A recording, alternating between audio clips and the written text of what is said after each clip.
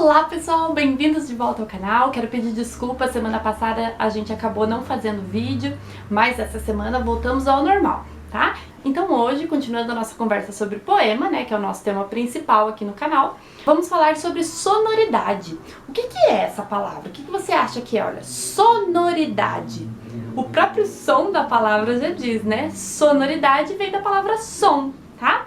E o que a sonoridade tem a ver com os poemas? Então, a gente já viu que quando a gente lê um poema, ele tem um ritmo que normalmente é produzido pelas rimas. E esse ritmo, ele dá um embalo, né? Dá um som pro poema. E é sobre isso que a gente vai falar hoje. Existem outras estratégias de fazer a sonoridade num poema além da rima. Como, por exemplo, as repetições. Então, quando a gente repete a mesma palavra ou o mesmo verso dentro do poema, ou às vezes até a mesma estrofe, né? Que é o que a gente chama de refrão, nós também produzimos esse embalo, esse ritmo, né, essa sonoridade. E nós também temos a métrica. A métrica ela é um pouquinho complicada porque ela é a contagem de sílabas poéticas. Só que ao contrário da contagem de sílaba que a gente faz na divisão de palavras, por exemplo, casar, né, são duas sílabas, casar. Na métrica a gente conta as sílabas poéticas, que é uma contagem determinada pelo som das palavras e não pela divisão silábica. A gente vai aprender hoje sobre isso. Para ver na prática um pouquinho disso, eu trouxe para vocês dois poemas iniciais para a gente trabalhar, tá? São poemas pequenininhos e o primeiro se chama Pássaro Livre, de Sidônio Muralha. Diz assim: gaiola aberta, aberta janela, o pássaro desperta, a vida é bela, a vida é bela, a vida é boa, voa pássaro, voa. Vocês perceberam que esse poema traz até um sentimento de liberdade com a brincadeira que o poeta faz com as palavras? Então aqui, nesse poema, a gente vê alguma associação de palavras que também dão esse sentimento de liberdade, como por exemplo, voar, com a abertura da janela, com a imaginação, né? Dizendo que a imaginação faz a vida ser boa. E nós voamos como pássaros, né? Então, a partir da imaginação. O próximo que eu trouxe para vocês é o Haikai, de Guilherme de Almeida. Diz assim: um gosto de amora, comida com sol. A vida chama-se agora, a vida é bela. Aqui a gente vê a relação das palavras, o gosto com o agora, o amora com a comida, né? Mostrando que o gosto pela vida é através dos sentidos. Nesses dois poemas a gente também percebe a repetição. Lá no primeiro, né, ele repete a vida é bela, né? Sempre chamando a atenção da gente que o poema está falando sobre a vida. Já no Haikai a gente vê um outro tipo de repetição, que se chama aliteração. A aliteração é quando se repete a consoante em determinados momentos do poema. É o que a gente vê na palavra gosto e agora. A aliteração, a repetição que tem ali, né, é o G. Ou então na palavra amora e comida. Então o M das duas palavras fazem uma relação entre elas. Ela é imperceptível, mas quando a gente lê, essa repetição nos traz o sentimento que o autor quis dar. Outra característica bem importante quando a gente fala de sonoridade e ritmo na poesia é a estrutura do verso. Então existem versos regulares e irregulares. O que quer dizer isso? O tamanho do verso, né, a disposição do verso. Nesses dois poemas que a gente viu, a gente percebe que eles são regulares, porque a estrutura deles é parecida, né? Os versos têm quase todo o mesmo tamanho e tem quase a mesma contagem de sílabas poéticas.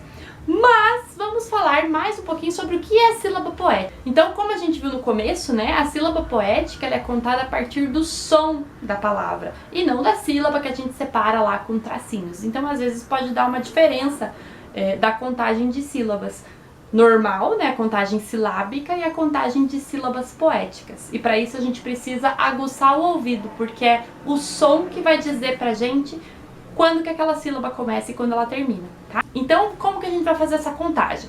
A primeira sílaba do verso até a sílaba tônica da última palavra do verso.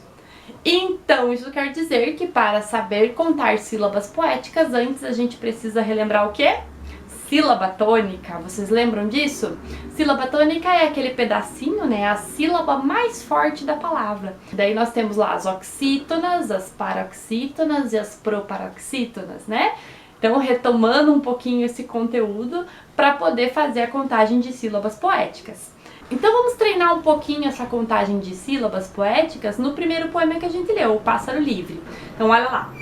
Diz assim, né? Gaiola aberta. Então, quando a gente lê gaiola, nós lemos o gai junto, ó separado, lá separado.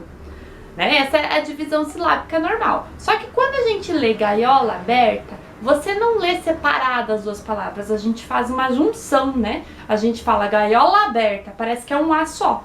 Então aqui nós vamos contar a sílaba lá do gaiola com a sílaba A do aberta, porque a gente fala essas duas sílabas juntas como se a palavra fosse uma só. Experimenta aí, ó. Gaiola aberta. Viu como a gente fala junto? Então é uma sílaba só. E aqui a gente precisa ver qual que é a última palavra do verso, né, que é aberta. E nós precisamos ver qual que é a sílaba tônica, então, da palavra aberta. Qual que é o pedacinho que a gente fala mais forte? Então nós falamos aberta, aberta ou aberta. Vamos lá, pensa um pouquinho. O aberta, né? Então o ber é a sílaba tônica. Nesse verso, a contagem de sílabas poéticas vai terminar na sílaba ber. Então vamos contar quantas sílabas poéticas ficaram nesse poema? Olha lá. Gai, ó, lá, ber. O tá não conta porque o ber é a sílaba tônica. Então aqui nós temos 4 sílabas poéticas. Dá uma olhadinha nas outras sílabas desse poema. Vamos lá, olha lá. Aberta a janela, nós vamos contar até o né, porque o né é a sílaba tônica. Então ali nós temos 5 sílabas poéticas. E ali no A vida é bela, nós vamos encerrar a nossa contagem no bé. Então vai ficar 5 sílabas poéticas também. Então viram como normalmente são 5 sílabas poéticas, mas não é uma regra que tem que ser seguida a todo momento. Tem poemas que não tem essa contagem só de 5, pode ter mais sílabas poéticas, combinado? E para terminar o nosso papo sobre ritmo e sonoridade, eu trouxe para vocês um poema do Manuel Bandeira que se chama Trem de Ferro. Nesse poema vocês vão perceber que a escolha das palavras que o poeta fez fazem com que a gente realmente pense e viva o que ele está falando. Vocês já vão entender. Vamos lá. Café com pão, café com pão, café com pão. Virgem Maria, que foi isso, maquinista? Agora sim, café com pão, agora sim voa a fumaça, corre cerca. Aí, seu foguista, bota fogo na fornalha que eu preciso. Muita força, muita força, muita força. Oh, foge bicho, foge povo, passa ponte, passa poste, passa pasto, passa boi, passa boiada, passa galho de engazeira, debruçada no riacho, que vontade de cantar. Nesse poema, nós conseguimos perceber o que pela estrutura dos versos? Eles produzem a sensação de que a gente está num trem, não é? Até quando ele faz a repetição das palavras, né? Passa boi, passa boiada. A impressão que dá é que a gente está dentro do trem, vendo todas essas coisas passarem pela janela, não é? Então, olha só, retomando então, nesse poema nós temos repetição, nós temos rimas, nós temos a contagem de sílabas poéticas ali que, embora a maioria seja regular, tem alguns que fogem um pouquinho do padrão, a gente já vai ver, né? Além da sensação da gente estar lá dentro do poema, né? Vendo tudo que o poeta está falando. E sobre as sílabas poéticas, vamos pegar ali o primeiro verso e o quarto, para a gente ver que realmente tem uma diferença na contagem. Então o primeiro verso é café com pão. Aqui nós temos 4 sílabas poéticas. Já no quarto verso, que fala Virgem Maria, que foi isso, maquinista? Nós conseguimos encontrar 10 sílabas poéticas, então tem uma diferença, né? Mas logo depois ele volta de novo para a contagem básica de 4 ou 5 sílabas poéticas. Que tal agora a gente colocar em prática o que aprendemos hoje no vídeo? Vamos lá, vamos escrever um poema com sonoridade, com rimas, com ritmo, com repetições de palavras e com as técnicas que a gente aprendeu hoje. Vamos lá, compartilha comigo aqui nos comentários ou então lá na nossa página do Facebook. Não esquece de curtir o vídeo, de se inscrever no canal para não perder os próximos. E é isso, a gente se vê na próxima. Tchau, tchau!